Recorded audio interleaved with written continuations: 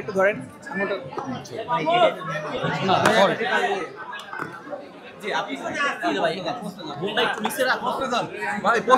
জি আপু অ্যাওয়ার্ড অনুষ্ঠানে এসেছেন চমৎকার একটা আউটফিট এবং ম্যাচিং কালার ড্রেস পরে আপনার সাথে আরেকজনকে দেখতে চাচ্ছি তার পরিচয় যদি আমাদের সাথে করিয়ে দিতেন।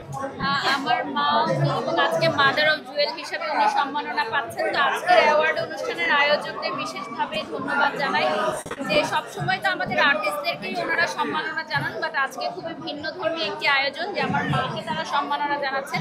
উনি নিজেও একজন শিক্ষিকা আপনারা জানেন, তার পাশাপাশি আজকে অনুষ্ঠানে আমার মা হিসেবে মাদার অফ জুয়েল হিসেবে উনি সম্মাননা নিচ্ছেন। তো এটা আমার জন্য অনেক ভালো লাগছে, আর আমার মনে হয় প্রত্যেকটা মায়ের জন্য এটা অনেক আনন্দের এবং গর্বের জায়গা। একটা সন্তানের কাছে নিশ্চয়ই এটা খুবই গর্বের, মাকে নিয়ে বা একই মঞ্চে একই সাথে অ্যাওয়ার্ড পাওয়া। যখন জানতে পারলেন যে মার সাথে একই মঞ্চে অ্যাওয়ার্ডটা পাবেন ওই সময়ের অনুভূতিটা একটু যদি। আমি তো আসলে এই ধরনের সম্মাননাই প্রথম গ্রহণ করেছি।